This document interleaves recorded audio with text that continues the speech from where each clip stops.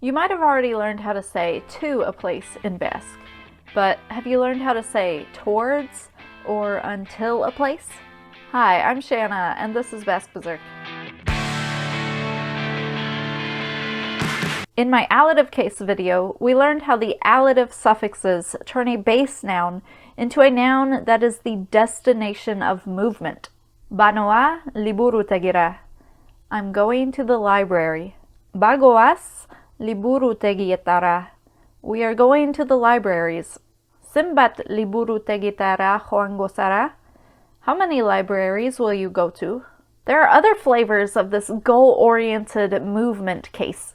These are formed by adding a secondary suffix onto the allative suffixes.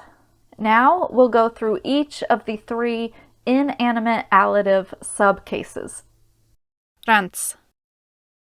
In English, we take the word to, add ward or wards onto it, and we get toward or towards. Kind of in the same way, Basque adds ntz onto ra to form the suffix RANTZ. This means towards and can be called the directional allative. And this indicates going towards a goal or destination, but not necessarily reaching that goal or destination. Similar to how you can go towards the horizon, but never actually make it to the horizon. Here are some examples.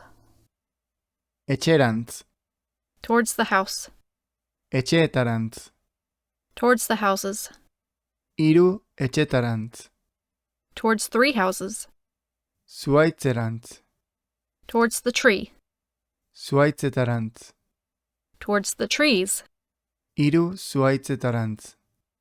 Towards 3 trees. Some common directional words you'll find are Norantz, Towards where? honantz, Towards here.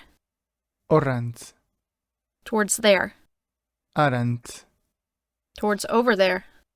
gorantz, Upwards. berantz.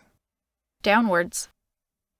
You may even see some of these with the comparative suffix ago attached, meaning more towards. Honantzago, More towards here, or closer. horrantzago, harantzago.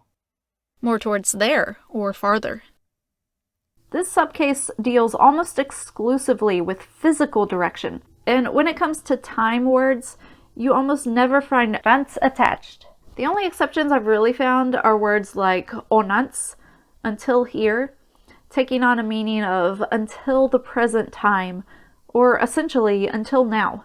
And also words like aurrerantzean and aurrerantzeko, basically meaning from now onwards, or that which is coming.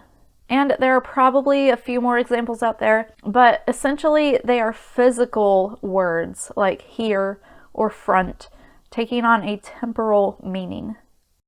RAINO. RAINO, as well as its colloquial variants, essentially means up to, or until, or as far as a certain point. So you reach the goal of your movement, and whether or not you go further is up in the air. Here are some examples. Etxeraino, Up to the house. etxeetaraino, Up until the houses. hiru etxeetaraino, As far as 3 houses. zuhaitzeraino, Up to the tree. zuhaitzetaraino, Up until the trees. hiru zuhaitzetaraino. As far as 3 trees. Some common words found with RAINO are Noraino, Up until where, or until what point? honaino, Up until here, this far. horraino, Up until there, that far. haraino. Up until over there, or that far. Goitik beheraino, From the top to the bottom, from first to last, or completely. zenbateraino, Up until how much, or to what extent? noizderaino, Until when? oraino. Yet, or still, but literally until now. Now, generally the suffix RAINO is delegated to physical locations, and the separate word arte is used for time words. But occasionally, the suffix RAINO is exchanged with arte, and this may depend on dialect or speaker preference. Orduraino, ordu arte. Until then. Azken minuturaino. Azken minutu arte. Until the last minute. Heriotzeraino. Heriotz arte. Until death. Etxeraino. Etxer arte. Until home. Itxasoraino. Itxasor arte. Until the sea. Ilargiraino. Ilargir arte. Until the moon. Min egiteraino. Min egin arte. Until hurting. Oraindino. Orain arte. Until now. Betidaino. Beti arte. Until forever. Sometimes you'll even see these two combined. Gaurdaino arte, up until now. Or arteraino, which means up until. RAKO.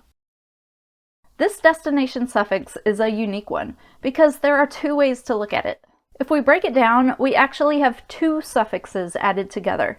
The allative suffix ra and its variants, and something called the adnominal ko. Ko here can be translated as something like that which is.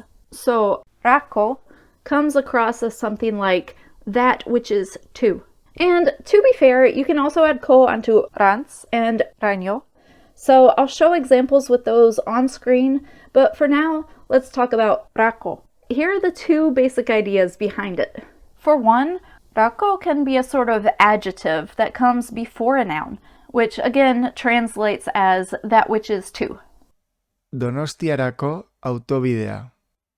The highway that is to Donostia. We also have Donostiarantzko and Donostiarainoko. Bilborako hegazkina.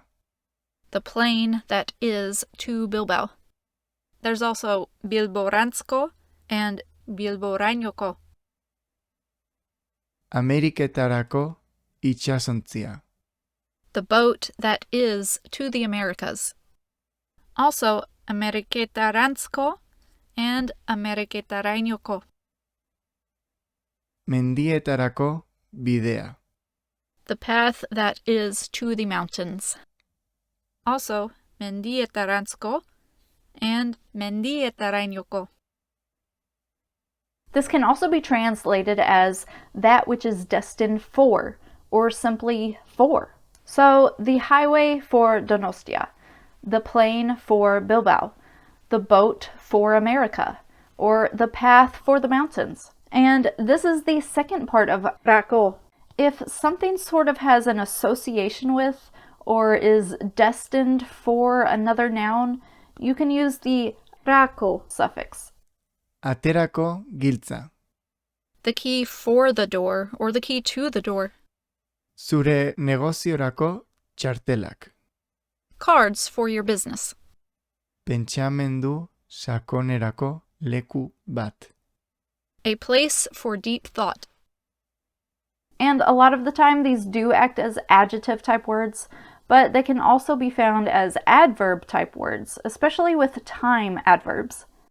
Gerorako utzi. To leave for later. Lanerako prestatuta nago. I'm ready for work. I do want to mention that you might not see this suffix very much. Often you can drop the ra and you may just see the ko suffix. Some Basques instead use another case with suffix RANTZ to mean for. But for some, RAKO is alive and well, and when it comes to Euskara Batua, there is a technical difference in usage between RAKO and RANTZ, so you should definitely be aware of the distinction. Remember, since the inanimate allative case is not used for people or animals, and only usually reserved for inanimate things, RAKO, RAINO, and RANTZ are generally only used for inanimate things too. I hope this video helps expand your Basque in a couple directions. Thanks for watching. Agur!